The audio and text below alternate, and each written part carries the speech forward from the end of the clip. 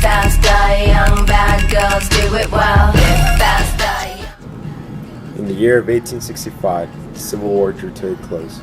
President Lincoln shocked the nation by stating a limit to the African suffrage in the South. 5 days later, after the Confederates surrendered, President Lincoln was assassinated. If you think you can hang, hands up, hands high. Don't go screaming if I blow you with a bang. His killer, John Wilkes Booth, was a Maryland native in 1838.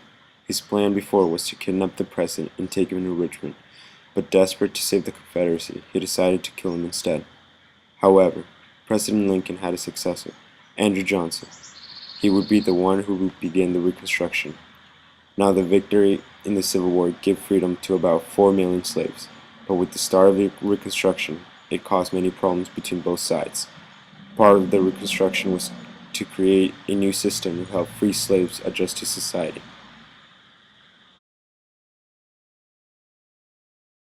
Jim Crow laws were laws that held back African Americans and kept the minorities separated from the whites.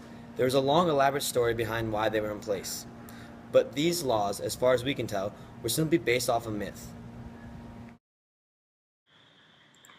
The Jim Crow that the law was named after may have been a myth. Whites in the South believed that a free slave loved to go around sexually abusing young white girls, which caused a necessity for laws segregating the two races.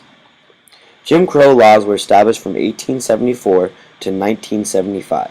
There were a series of statutes and ordinances to prevent a mix of population and create segregation between blacks and whites in the South.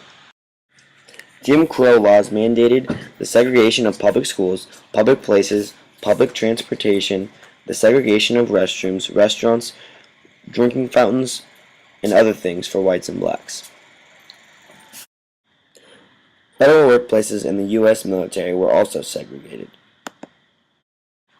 The Jim Crow laws followed the 1800 to 1866 Black Codes, which had previously restricted the civil rights and civil liberties of African Americans. The presidential election of 1912 was steely biased against the interests of black Americans. Most blacks still lived in the South, where they had been previously abused, so they could not vote at all. Poll taxes and rural requirements banned many poor or illiterate Americans from voting. They were often given loopholes for white Americans, exempting them from meeting the requirements. In Oklahoma, anyone qualified to vote before 1866, or related to someone qualified to vote before 1866, also known as the grandfather clause, was exempted from literacy requirement. The only persons who could vote before that year were white male Americans. White Americans were effectively excluded from the literacy tests, whereas black Americans were effectively singled out by the law.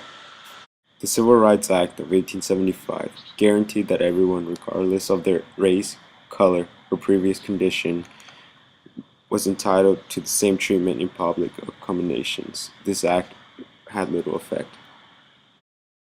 In January 1964, President Lyndon Johnson met with civil rights leaders.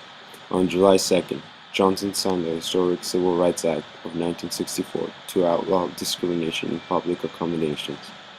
The Voting Rights of 1965 ended legally sanctioned state barriers for voting for all federal, state, and local elections.